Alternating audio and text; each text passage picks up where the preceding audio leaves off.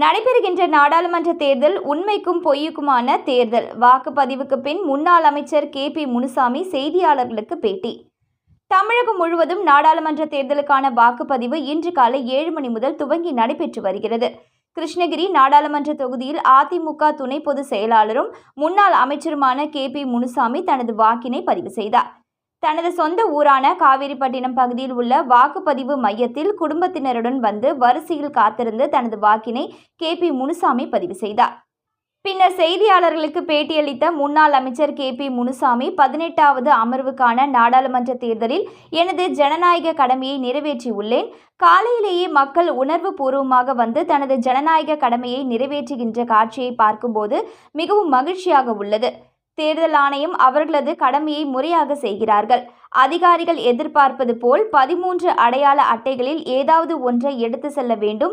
அதன்படி எனது ஆதார் அட்டையை பரிசீலனை செய்த பின் என்னை வாக்களிக்க அனுமதித்தார்கள். அதன் மூலம் அவர்கள் கடமையை சரியாக செய்கிறார்கள் என கருதுகிறேன்.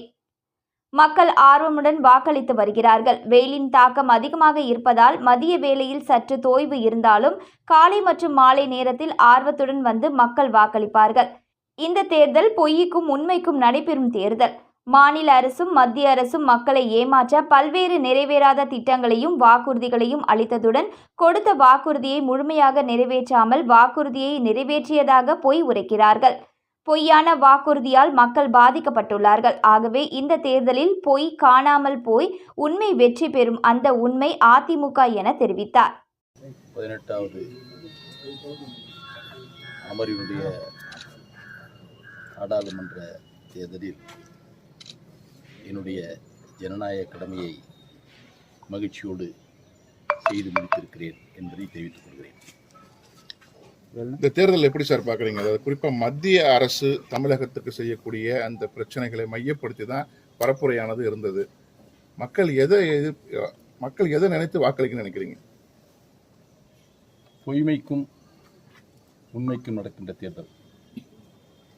மாநில அரசும் மத்திய அரசும் மக்களை ஏமாற்றுவதற்காக பல நிறைவேறாத திட்டங்களையும் பல வாக்குறுதிகளை கொடுத்து அந்த வாக்குறுதிகளை முழுமையாக நிறைவேற்றாமலும் 2 அரசுமே நிறைவேற்றிவிட்டோம் என்று மக்களை ஏமாற்றிக் கொண்டிருக்கிறார்கள்.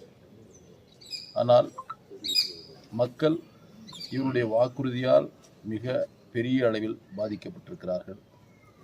எனவே இந்த தேர்தலில் பொய்மை காணாமல் போய் உண்மை உறுதியாக வெற்றி பெறும்.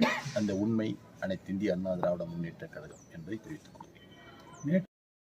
செயல்களில் இதுவும் ஒன்று. அவர்கள் ஏற்கனவே சொன்னேன், பொய்மையை நம்புகின்றவர்கள்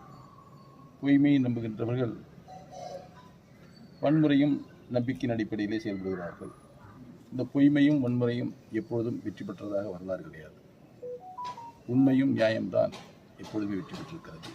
அந்த உண்மையும் நியாயமும் எங்களிடத்தில் இருக்கிறது. நிச்சயமாக வாக்காளர் பெருமக்கள் எங்களுக்கு வாக்களிப்பார்கள் என்று நாங்கள் நம்புகிறோம்.